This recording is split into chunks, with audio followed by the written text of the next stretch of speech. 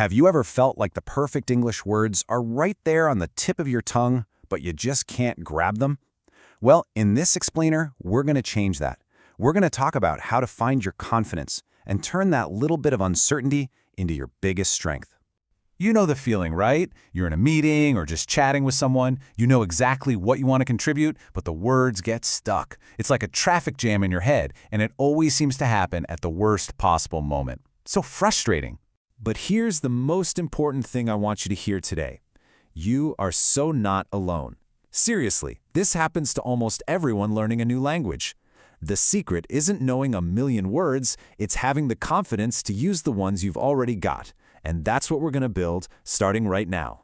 So, let's start with the foundation, the cornerstone of it all. Why is confidence so important anyway? It's not just some fuzzy feeling. It actually has a real direct impact on how well you can speak and be understood. Just look at the difference here. When you're running low on confidence, you get hesitation, maybe some misunderstandings, and worst of all, missed opportunities. But on the flip side, when your confidence is high, everything changes. Your communication becomes clear, you're more engaged, and that leads to real success, whether it's in a classroom or a job interview. It's a total game changer. Okay, so how do we get there? We need a plan. Think of this next part as your personal toolkit, packed with 5 solid steps you can start using literally today to make your speaking voice stronger. And here's the roadmap. It's a 5-step journey.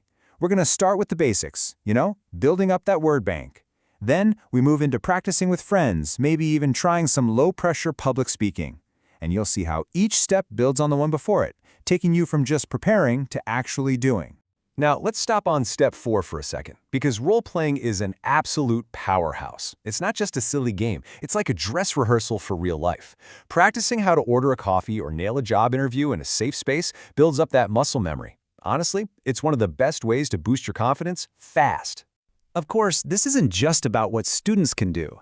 Teachers have a huge role to play. So let's switch gears and open up the teacher's playbook to see how to create a classroom where every student feels confident enough to speak up. Rule number 1, and it's a big one. Create a safe, supportive space. What does that mean? It means you praise the effort of speaking, not just getting it perfectly right.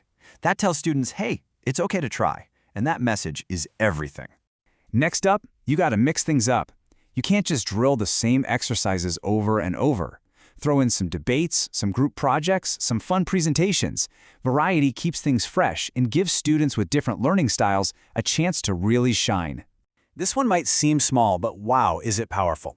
When a teacher really listens, nodding along, asking good questions, actually responding to what a student says, it sends an unspoken message. What you're saying matters. I value your contribution. That feeling is like fuel for a student's confidence.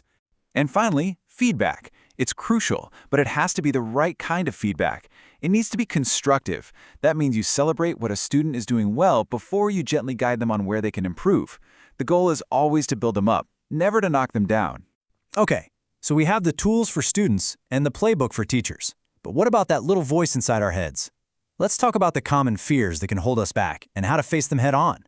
This is where the magic really happens. It's all about a simple mindset shift. Afraid of making a mistake? What if you saw every error as a chance to learn something new? Feeling shy or nervous? Just remember, confidence isn't a light switch. You build it one step at a time.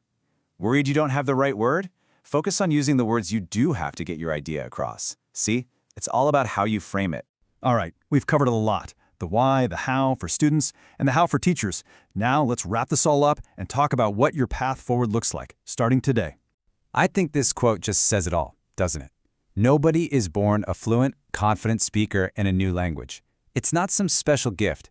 It's a skill that you build with patience and practice, one single word at a time. So here's the takeaway, the biggest one. Don't wait until you feel ready, because that day might never come. Confidence is built by doing. So I'll leave you with this question. It doesn't have to be a big, fancy, complicated word. Just pick one. What is one single word you're going to practice saying with confidence today?